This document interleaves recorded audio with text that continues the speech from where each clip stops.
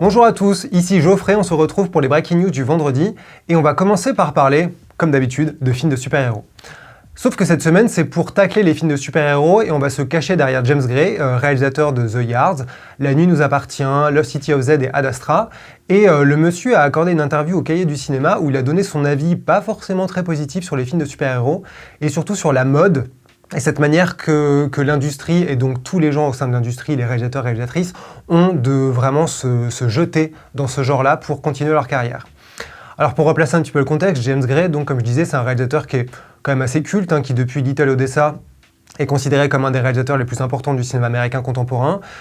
Ses derniers films n'ont pas vraiment marché, Lost City of Z et Ad Astra avec Brad Pitt n'ont pas été de grands succès, et il travaille plutôt en marge des studios, même s'il collabore avec eux, mais c'est pas vraiment un réalisateur qui fait du blockbuster, qui fait dans le film à grand spectacle mainstream. C'est pour ça sûrement qu'il a des films qui ont autant de difficultés à être distribués et à résonner avec le large public. C'est aussi pour ça qu'il a un avis très tranché sur la question, et donc au Cahier du cinéma, il a dit quelques trucs assez intéressants. Donc la première citation, c'est que il dit « Ma génération, je la regarde avec dégoût. Tous les cinéastes que je connais et avec qui j'étais à l'école de cinéma pensent « Il faut que je fasse cette adaptation de BD, sinon je ne travaillerai pas. » Bon, pour commencer, c'est une position de lâche, il faut prendre des risques. Si tu veux juste gagner beaucoup d'argent ou ne pas prendre de risques, ne deviens pas cinéaste, fais plutôt carrière à Wall Street. Bon alors les mots sont assez clairs, on voit très bien ce qu'il pense de ce système et des films de super-héros. On peut déjà faire une petite parenthèse puisqu'il parle des gens avec qui il a été à l'école. James Gray, il a été à la prestigieuse école de cinéma Université de Californie du Sud. Il suffit de regarder la fiche Wikipédia pour voir qui y a été. On peut notamment citer Ryan Coogler qui a fait Black Panther, David S. Goyer qui a travaillé sur les scénarios de Blade, les Batman de Christopher Nolan, Man of Steel, Batman vs Superman. Il y a également le réalisateur de Doctor Strange, Scott Derrickson. Il y a le réalisateur des X-Men, Bryan Singer. Donc on voit déjà qui il est en train de viser et qui il considère être de cette génération un petit peu paumée qui fait du cinéma comme on travaille à Wall Street. On peut également citer que parmi les proches de James Gray, les collaborateurs, en tout cas dans sa carrière, il y a Matt Reeves. Matt Reeves, réalisateur de La Planète des Singes et qui travaille actuellement sur The Batman et qui avait coécrit The Yard. Donc c'est un proche de James Gray. A priori, il a des raisons de se sentir visé par ce qu'il vient de dire. On peut plus largement parler de cette mode cette tendance qu'a Hollywood, les gros studios, à choper dans le cinéma indépendant des réalisateurs qui commencent leur carrière et qui ont été repérés à Sundance ou dans les festivals, et qui les engagent pour réaliser de gros films. Alors c'est devenu très courant, notamment chez Marvel, et la prochaine à être dans ce secteur-là, c'est Chloé Zhao, réalisateur de The Rider, et qui est actuellement en train de finir Eternals, ou peut-être qu'il est fini depuis des mois, puisqu'il devait sortir l'année dernière. Alors, ce qui est intéressant, au-delà de ce que James Gray dit sur les films de super-héros et qui est devenu un peu maintenant monnaie courante, Scorsese a déjà taclé les films de super-héros, on a déjà entendu Spielberg et beaucoup de grands réalisateurs, Coppola et tout, parler de cette mode de super-héros, mais ce qui est intéressant du côté de James Gray, c'est qu'il n'est pas vraiment dans une position de nostalgie, de vieux con, du genre « c'était mieux avant ». Et c'est intéressant ce qu'il raconte vraiment sur l'évolution dans un autre morceau de cette interview. Il dit « Les studios étaient probablement déjà gérés par des abrutis, il ne faut pas se mentir. C'est pour ça que j'ai tendance à voir ce qui s'est fait à Hollywood comme un élément parmi d'autres de ce que sont devenus les États-Unis et le monde industrialisé. En haut, il y a de plus en plus d'argent dans les mains d'un groupe de plus en plus petit et de moins en moins d'argent qui parvient en bas ou au milieu. » Alors on voit à quel point ça s'applique très largement sur le monde actuel et pas du tout au cinéma hollywoodien. Mais pour rester sur le cinéma hollywoodien, un peu plus tard dans l'interview, il dit que en gros, le milieu de la production a un peu disparu et que pour lui, on peut globalement voir un film comme Wonder Woman ou un film filmé à l'iPhone. Alors, Wonder Woman, c'est juste une manière de parler de tous les films de super-héros et cette mode, vraiment ces cycles énormes d'univers étendus. Et les films filmés au téléphone, on peut par exemple penser à Paranoia de Steven Soderbergh, réalisé par Steven Soderbergh à l'iPhone, et d'autres films comme Florida Project, ou en tout cas pas Florida Project, le précédent film de Sean Baker, mais qui sont filmés au téléphone et qui ont vraiment cette capacité à essayer de réinventer la forme et de se débarrasser, vraiment se libérer des contraintes hollywoodiennes. Ce qui est intéressant là-dedans, c'est qu'évidemment tout le monde a pu constater que vraiment les budgets un peu intermédiaires de 30, 40, 50 millions, ils ont disparu. On se retrouve maintenant avec des gros films à 150, 200, 300, 350 millions à faire. Et de l'autre côté, des films vraiment purement indépendants qui galèrent et qui sont faits pour 1 ou 2 millions. Il y a un peu une concentration du pouvoir et des dollars dans les mêmes endroits. On se repose sur des franchises pour la sécurité et le confort. Et on ne peut pas vraiment se contenter de jeter la pierre au studio, puisqu'en fait le public plébiscite ça, donc le cinéma s'adapte à ce que le public veut, et quand un film comme Avengers Endgame fait autant de milliards au box-office, comment vouloir à Marvel et Disney de continuer à en faire, et comment vouloir à Warner de vouloir leur part du gâteau, comment vouloir à Universal de vouloir également copier ce système. C'est une industrie, c'est un business autant qu'un art. Selon les cas, c'est plus ou moins le cas. Mais on voit que tout ça, c'est une tendance qui est donnée et qui fait qu'on se retrouve avec vraiment de plus en plus de polarisation entre les toutes petites productions et les énormes films. Ce qu'on peut se demander maintenant, nous, du côté cinéphile, c'est quel avenir pour les cinéastes comme James Gray, mais également Catherine Bigelow, Paul Thomas Anderson ou David Fincher, tous ces cinéastes qui sont pas vraiment dans le système et dans la superproduction à 100, 150, 200 millions, mais qui essaient de travailler sur des choses ambitieuses, techniquement, artistiquement, avec quand même un peu de moyens, mais qui sont donc pas dans le système de studio, qui ne veulent pas se plier ou qui ne sont pas acceptés dans le système de studio. Est-ce que l'avenir de ces cinéastes va passer par les SVOD, par Netflix, par Apple, par HBO Max ? On le voit déjà, hein, des films comme ceux réalisés par Scorsese ou Fincher se retrouvent maintenant sur des plateformes de streaming. Peut-être que l'argent et maintenant la créativité, elle est là, ou qu'en tout cas, c'est là que l'argent coule à flot, parce que la bataille de business peut permettre à des cinéastes de s'infiltrer, de créer des films qui n'auraient pas pu être faits autrement. Et c'est là qu'on se dit que ça ressemble un petit peu au Nouvel Hollywood, mais version SVOD. En tout cas, voilà, James Gray n'aime pas les films de super-héros, donc lui qui réalise Avengers 12, c'est pas pour demain. Maintenant, on va parler de pur business. On va se pencher sur le cas de Sony, qui est un groupe énorme, évidemment, et qui est notamment connu pour faire des films. Et on va parler de la manière dont, en fait, la pandémie, depuis des mois, elle a incité plein de gros groupes à travers le monde, que ce soit Disney ou la SNCF, à parler de déficits, de milliards qui ont été perdus, de licenciements. Donc il y a un peu cette impression que la pandémie, elle frappe tout le monde et que tout le monde perd de l'argent et que vraiment il y a une sorte d'inquiétude qui est omniprésente, même chez les gens qui ont des milliards sur leur compte en banque. Et c'est assez amusant, attristant, exaspérant, je ne sais pas, choisissez, mais Sony a révélé son bilan business de 2020, du dernier trimestre de 2020, et les chiffres sont plutôt très positifs, et ce qui est un peu cocasse, on va dire. Est-ce que c'est à cause de la pandémie? Est-ce que c'est grâce à la pandémie? On va voir ça tout de suite, parce que Sony, dans son point, a révélé qu'ils en étaient, alors en comprenant cinéma, TV, jeux vidéo, musique, un revenu de 3,42 milliards. Et c'est là qu'on peut se demander comment, pourquoi, alors qu'il y a encore quelques mois, ça parlait de déficit et qu'on voit que tout le monde perd de l'argent.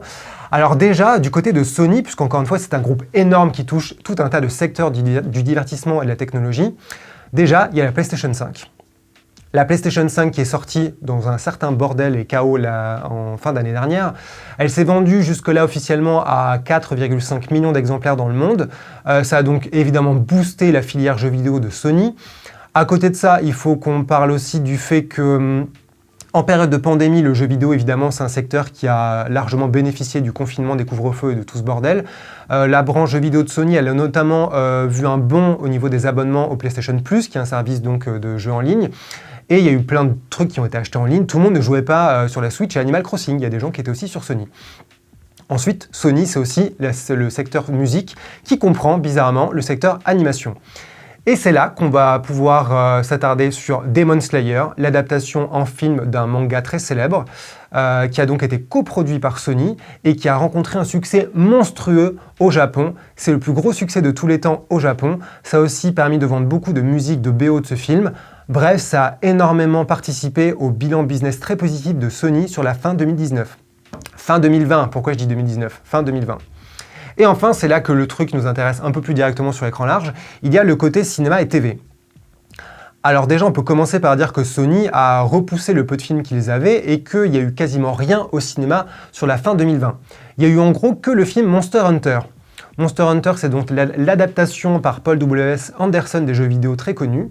Ça a coûté dans les 60 millions officiellement, ça en a rapporté uniquement 20, 25 dans le monde, notamment en Chine et aux États-Unis, puisqu'il n'est pas sorti en France, pas encore.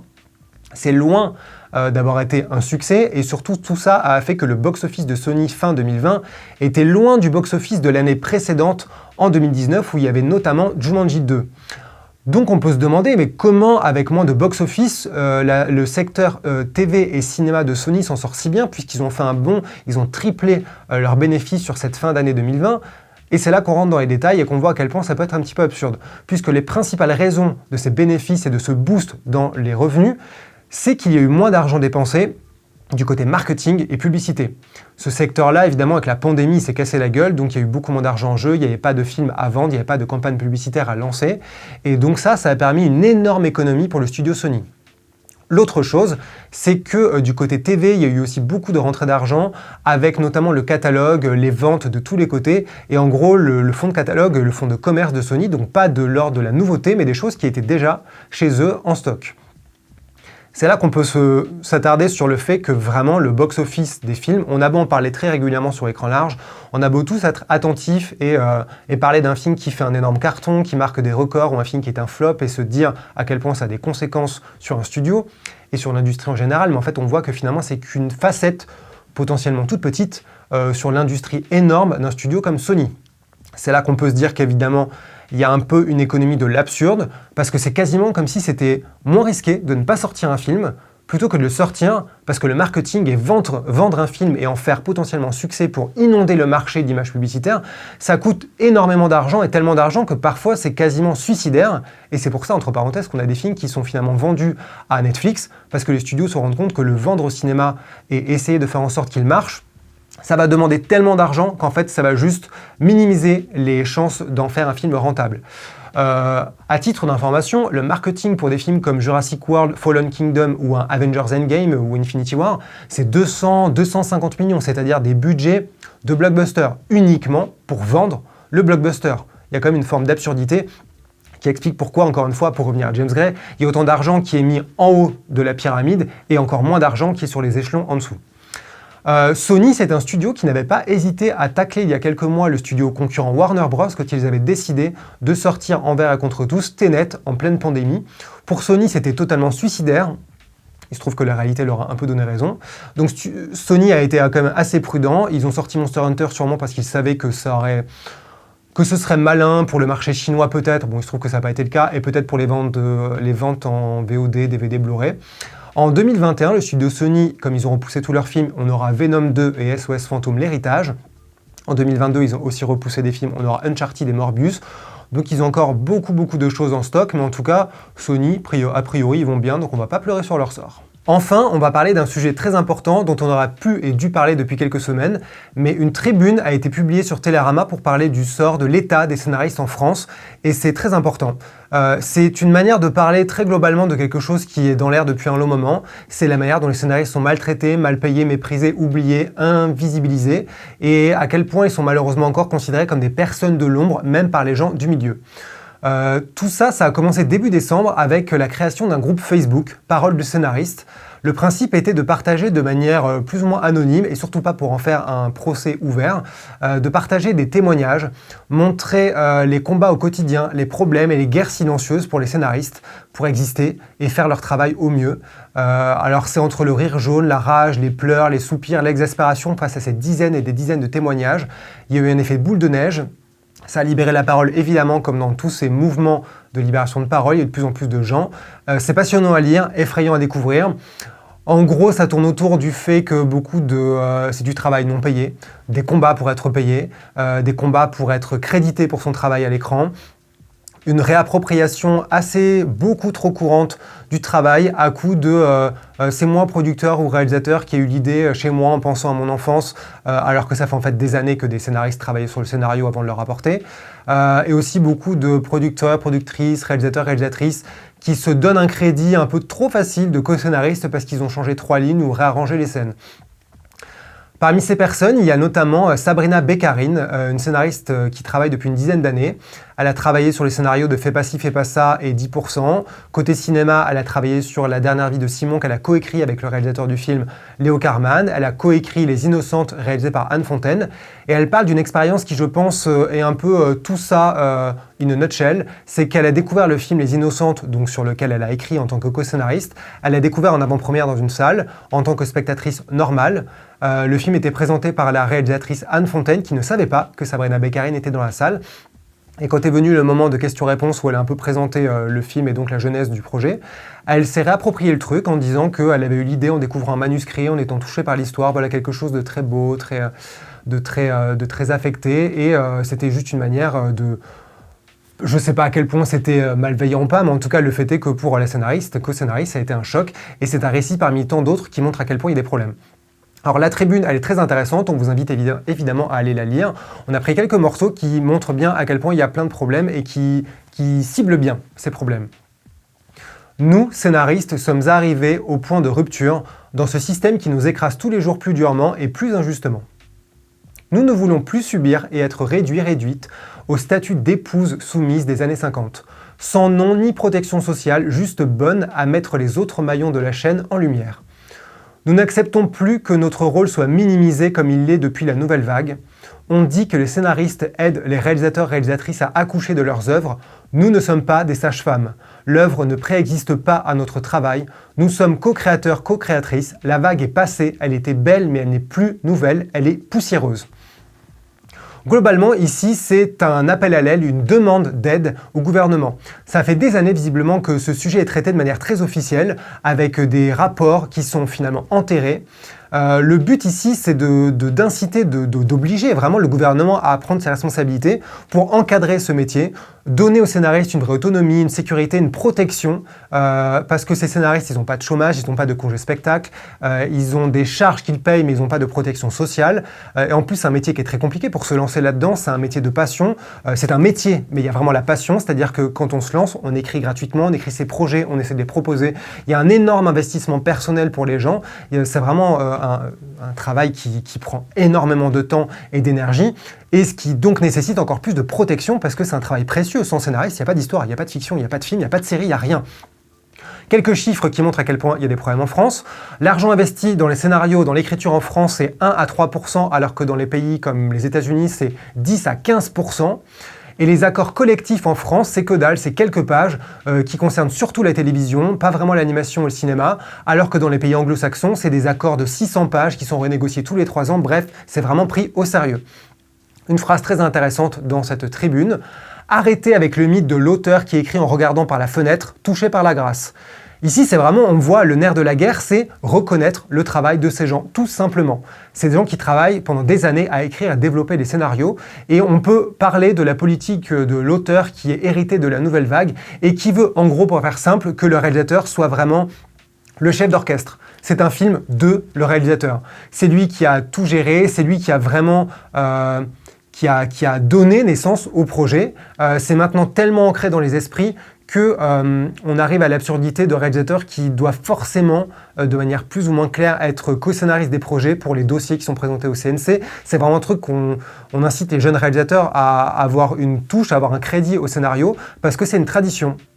Et on voit à quel point, sinon, on va considérer que le réalisateur, de manière péjorative, serait un simple exécutant qui met en image le travail des autres, un technicien, que c'est vraiment une manière de le rabaisser.